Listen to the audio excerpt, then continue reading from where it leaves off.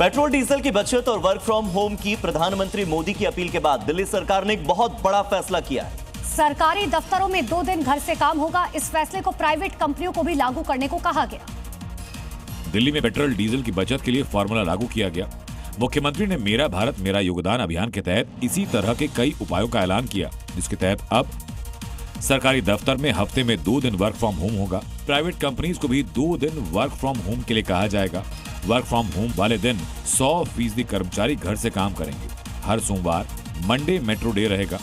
सरकारी दफ्तर सुबह 10 से शाम 7:30 तक काम करेंगे, जबकि एमसीडी के दफ्तर 8:30 से 5:30 तक। 1 साल तक मंत्रियों अधिकारियों की फॉरेन ट्रिप रोक दी गई। दिल्ली सरकार ने जनता से गुजारिश की कि वो भी नो व्हीकल डे मनाए। और चलिए अब आपको दिखाते हैं अपराध जगत से जुड़ी हुई आज की 5 बड़ी अपडेट्स कौन सी। छत्तीसगढ़ के राजनांद गांव में बागनदी बॉर्डर पर पुलिस ने फिल्मी अंदाज में नाकेबंदी तोड़कर भाग रहे 2 शराब तस्करों को गिरफ्तार किया। आरोपियों की लग्जरी कार से 43 पेटियां बरामद की गई, जिसकी कीमत तकरीबन 15 लाख रुपए है। बिहार के समस्तीपुर में चोरों ने एक किराना दुकान की दीवार तोड़ी और करीब 2 लाख रुपए के कीमती सामान पर हाथ साफ किया। वारदात से पहले बदमाशों ने सीसीटीवी कैमरे के तार काट दिए ताकि उनकी वारदात जो है, उनकी जो करतूत है वो कैमरे में रिकॉर्ड ना हो। बावजूद इसके एक दूसरे कैमरे में ये रिकॉर्ड हो गई है वारदात। चोरों की तलाश में पुलिस की टीम जुटी हुई है। छत्तीसगढ़ के दुर्ग में पुलिस ने घर में चोरी करने वाले गिरोह का पर्दाफाश किया। 2 महिलाओं समेत 4 लोग गिरफ्तार किए गए।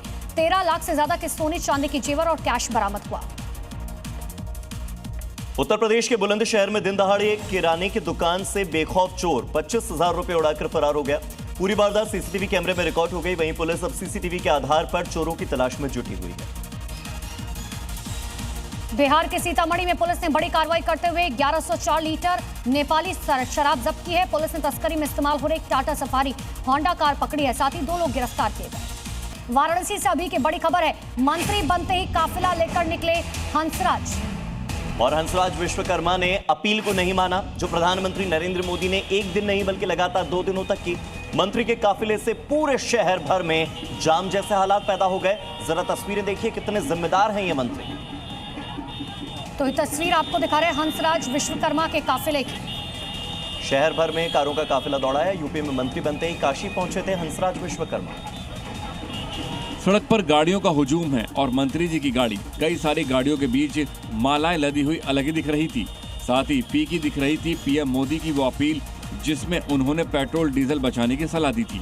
हंसराज विश्वकर्मा के राज्य मंत्री बनने की खुशी का खुमार समर्थकों के सिर चढ़कर बोल रहा है। गाड़ियों की इतनी सारी तादाद से सड़क जाम लग गया। जो लोग समय पर अपनी मंजिल तक पहुंचने की उम्मीद में निकले थे, इस काफिले में फंस गए। मध्य प्रदेश के भिंड में बीजेपी नेता सज्जन यादव पर पार्टी का एक्शन। बीजेपी ने सज्जन यादव को किसान मोर्चा जिला अध्यक्ष के पद से हटाया। तो आपको बता दें कि 120 गाड़ियों के काफिले से चलना उन्हें भारी पड़ा है।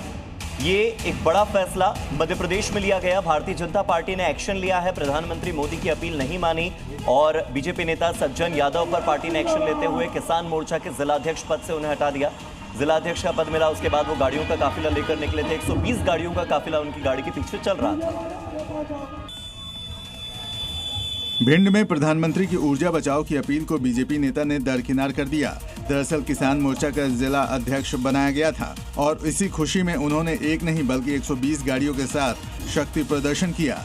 रैली का वीडियो जैसे ही वायरल हुआ, मामले ने तूल पकड़ लिया, जिसके बाद पार्टी ने कार्रवाई करते हुए सज्जन सिंह यादव को कुछ ही घंटे पहले दिए गए पद से हटा दिया।